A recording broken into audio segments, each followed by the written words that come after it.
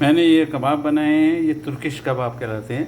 ये चपली कबाब की तरह ही होते हैं, लेकिन बिल्कुल इसके अंदर कोई मसाले ख़ास नहीं होते। जैसे साबिज़ धनिया नहीं होता, ज़ीरा अगर आप डालना चाहें तो हल्का सा, वरना तो फीके होते हैं। इसमें सिर्फ नमक और नींबू पड़ा है और धनिया, हरा धनिया वगैरह डाला है। इसको मैं फ्राई करूँगा। इस तरह के ये सारे कबाब मैंने बना के रखे हुए हैं। मैं इसको फ्राई करूँगा, फ्राई पैन में डालता हूँ और आपको इसको दिखाता हूँ। इसके ऊपर जो मटेरियल लगा है इसको सम्मन कहते हैं। ये तुर्किश मसाला होता है जो खट्टा मीठा खट्टा होता है, थोड़ा सा खट्टा होता है, नमक खट्टा होता है। ये मैंने एक फ्राई करने के लिए डाल दिया।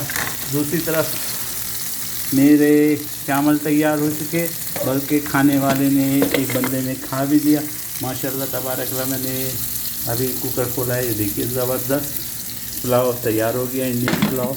इसके साथ तुर्किश कबाब हैं और तुर्किश कबाब ज़बरदस्त बनेंगे इंशाअल्लाह। ये एक और मैं डाल देता हूँ इसके अंदर ताकि जल्द हो जाए, मुझे भी सब भूख लग रही है।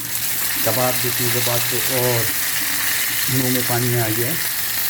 कबाब को सही कर दूँ, इसकी रेसिपी मैं इंशाअल्लाह ज़रूर लिखूँगा।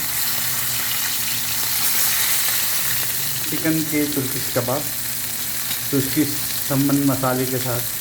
ये पाउडर है, ये थोड़ा सा मैं आपको दिखाऊँ। ये देखिए लाल सा पाउडर है, ज़बरदस्त होता है। उम्मीद है आप भी बनाएंगे और उम्मीद है मुझे दुआओं में याद रखिए। ये जब तैयार हो जाएंगे इसकी वीडियो में डालूँगा तो इसकी रेसिपी में लिख दूँगा।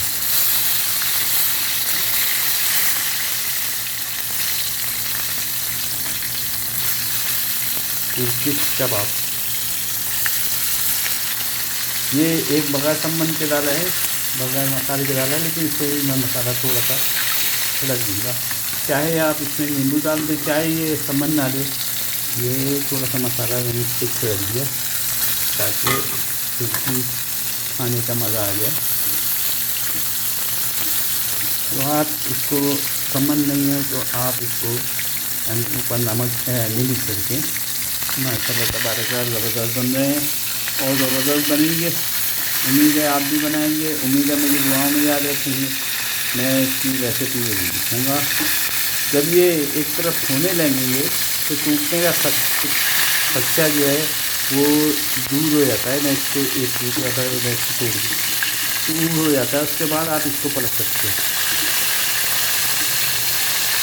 ये देखें ज़बरदस्त, इसकी ज़बरदस्त शक्ल, ज़बरदस्त।